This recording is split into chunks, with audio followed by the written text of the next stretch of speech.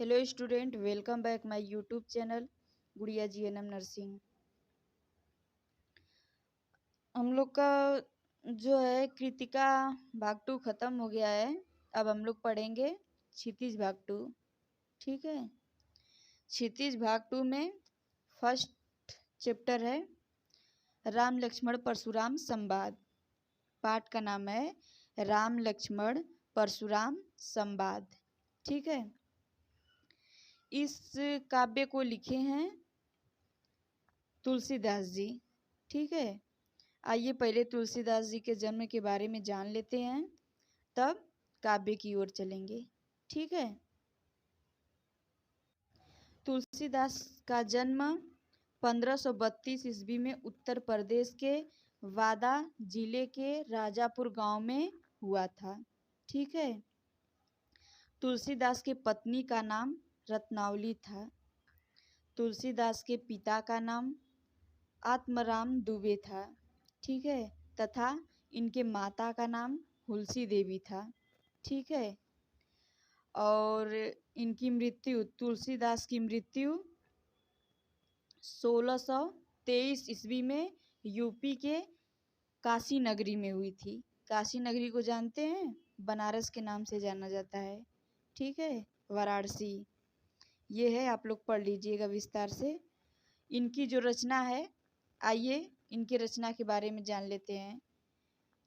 पहली रचना है रामलला। ठीक है, दूसरी रचना है गीतावली। तीसरी रचना है दोहावली।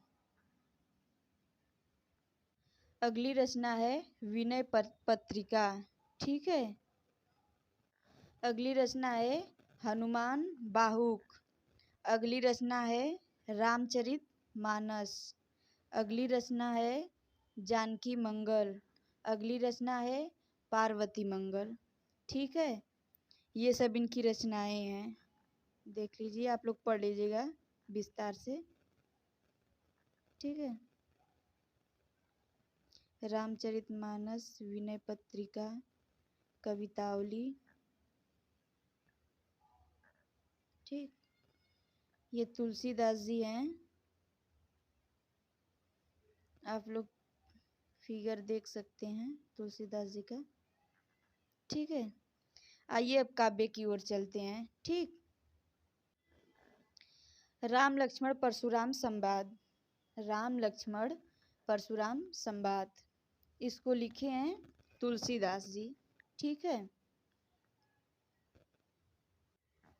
नाथ शंभु धनु भंज निहारा, होई है केहू एक दास तुम्हारा। यहाँ पे जो नाथ है ये भगवान को कहा गया है। ठीक है, यहाँ पे जो शंभु है भगवान शिव को कहा गया है।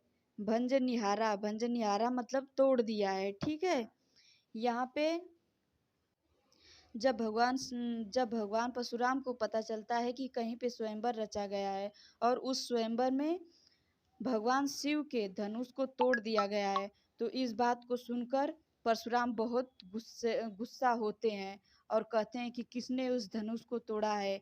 पूरी ब्रह्मांड में यह बात फैल जाती है कि शिव जी का धनुष टूट गया है और पूरे ब्रह्मांड में पूरी तरह से एकदम तहलका मच जाती है। और इसी बीच अचानक परशुराम को पता चल जाता है कि भगवान शिव का धनुष टूट गया है। ठीक है, जब उनको पता चलता है तो कि भगवान शिव का धनुष टूट गया है, तो बहुत ही गुस्सा होते हैं और कहते हैं कि इस धनुष को किसने तोड़ा है, इस धनुष को किसने तोड़ा है, वह कौन है जो भगवान शिव के धनुष को तोड़ दिया है। ठीक है, परशुराम बहुत गुस्से वाले होते हैं, गुस्से वाले हैं और उनके हाथ में फरसा भी है और वो अपने फरसा को लेकर और धनुष बाण को लेकर वह स्वयंवर की ओर चल देते हैं और आकर देखते हैं कि भगवान शिव के धनुष को किसी ने तोड़ दिया है। तो वहाँ पर कहते हैं कि कौन है जो इस धनुष को तोड़ा है। ठीक है, तब यहाँ पे मैं उसे छोड़ूंगा नहीं, कौन है वो सामने आ जाए।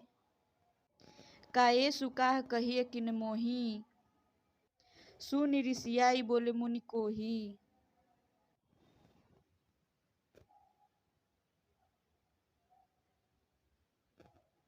वह कौन महारथी है जो भगवान शिव के धनुष को तोड़ दिया है। तब यहाँ पे श्री राम जी अपने दोनों हाथ को जोड़कर कहते हैं कि हे नाथ, कोई एक दास तुम्हारा ही होगा जो इस धनुष को तोड़ा है, कोई आपका एक दास ही होगा। वह हंसते हुए, हल्का सा हंसते हुए और विनम्र वाणी से कहते हैं। किससे कहते हैं? परशुराम से। आगे देखिए। सेवक जो करे सेवकाई, अरिकनी करी अरियलराई। यहाँ पे परशुराम कहते हैं कि वो कौन है, अगर वो सेवक रहता तो सेवा करता, सेवकाई करता। ये तो हमारे साथ लड़ाई करने का काम किया। यहाँ पे जो लड़ाई है, रुक जाइए, यहाँ पे जो लड़ाई है ये लड़ाई को कह रहे हैं, ठीक है। मतलब वो तो हमारे साथ लड़ाई करने का काम किया है, वो हमारे साथ दुश्मनी किया है। वो कौन है जो भगवान शिव के धनुष को तोड़ दिया है? वो हमारे साथ अच्छा तो नहीं किया है, वो लड़ाई करने का काम किया है।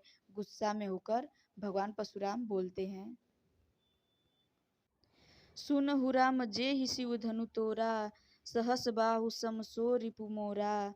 हे राम सुनो, इस धनुष को जिसने तोड़ा है वो 1000 दुश्मन के समान है। हे राम, यह सुनो, इस धनुष को जिसने तोड़ा है वो हमारा 1000 दुश्मन के समान है। वो तो लड़ाई करने का काम किया है, वो कहाँ अच्छा किया है। सो बिलगाऊ बिहाई समाजा, न त मारे जइहा सब राजा। यहाँ पे परशुराम कह रहे हैं कि जो भगवान शिव के धनुष को तोड़ा है वो बता दे। इस समाज में जितने भी लोग बैठे हैं, जो भी धनुष को तोड़ा है वो बता दे, वो सामने आ जाए, नहीं तो सारे राजा मारे जाएंगे। अपने फरसा से हम सारे राजा को काट देंगे, सारे राजाओं को मार देंगे। ये बात परशुराम कहते हैं। सुनि मुनि वचन लखन मुस्का काने, बोले परशु धरही अवमाने। मतलब इस बात को लखन सुनते हैं और मुस्कुराते हैं और बोलते हैं। क्या बोलते हैं? इस बात को सुनकर लखन जी मुस्कुराते हैं और बोलते हैं, हे हे नाथ, आप तो एक ऋषि मुनि हैं, आपका यह धर्म नहीं बनता है कि आप किसी को मारें। आप तो एक साधारण ऋषि मुनि हैं। बहुधनहि तोरी लरिकाई, कबहू न असी ऋषि किन्ही गोसाई। यहाँ पे भगवान परशुराम बोलते हैं कि तुम अभी छोटा हो, तुम अभी बच्चा हो, मैं इसलिए तुमको छोड़ दे रहा हूँ, नहीं तो तुमको भी मार देता। ठीक है, तुम अभी बालक हो और तुम इतना मत बोलो, नहीं तो तुमको भी मैं मार दूंगा। तुम अपने काल को मत बुलाओ, अपने काल को मत बुलाओ, नहीं तो तुम्हारे माता पिता भी परेशान होंगे, वो भी चिंतित हो जाएंगे, वो भी चिंता में पड़ जाएंगे। न तुम मेरे गुस्से में मत आओ, ठीक है। यह बात परशुराम बोलते हैं। किससे बोलते हैं? लक्ष्मण जी से। यही धनु पर ममता के हूँ हेतु, सुनि ऋषियाई कह भृगुकुल केतु। मतलब यहाँ पे परशुराम कहते हैं कि मेरे फरसे पर किसी की ममता नहीं लिखी है, किसी का मोह माया नहीं मेरा फरसा करता है, ये तुरंत चल जाता है। तुम इतना मत बोलो, तुम अभी बच्चा हो, तुम अभी छोटे हो, तुम इतना क्यों बोल रहे हो, तुम्हारे गुस्से के बीच क्यों आ रहे हो, मैं तुमको भी मार दूंगा। इस प्रकार तुम्हारे माता पिता भी दुखी हो जाएंगे, तुम अपने काल को क्यों बुला रहे हो, ठीक है। तब तब लक्ष्मण बोलते हैं कि हे मुनि, आप तो भृगुकुल के हैं, आप इतना क्यों गुस्सा कर रहे हैं? आप तो भृगुकुल के हैं, आप इतना गुस्सा क्यों कर रहे हैं? रे बालक रे नृप बालक कलबस बोलत तोहि न संभार। धनु ही सम त्रिपुरारी धनु विदित सकल संसार। हे बालक, तुम क्यों इतना बोल रहे हो? तुम क्यों इतना बढ़ चढ़ के बोल रहे हो? अभी तुम छोटे हो। तुम थोड़ा संभल तुम संभल संभल के बोलो। तुम बहुत ज़्यादा बोलते जा रहे हो। तुम मत बोलो। तुम हमारे गुस्से के बीच मत आओ, नहीं तो मैं तुमको भी अपने फरसा से काट दूंगा, तुमको भी मार दूंगा। हमारे हाथ एक कत्ल हो जाएगी। ठीक है, तुम इतना मत बोलो। सभी लोग जानते हैं कि हम कितना गुस्सैल है। हम बहुत गुस्सैल हैं। हमें गुस्सा बहुत आता है और इस फरसे से न जाने कितने कत्ल हमने किया है। तुम अपने काल को मत बुलाओ। तुम अपने काल को इनवाइट कर रहे हो। तुम अपने काल को बुला रहे हो। अपने माता पिता को दुखी करना चाहते हो। उन लोग को दुखी मत करो, मैं मार दूंगा।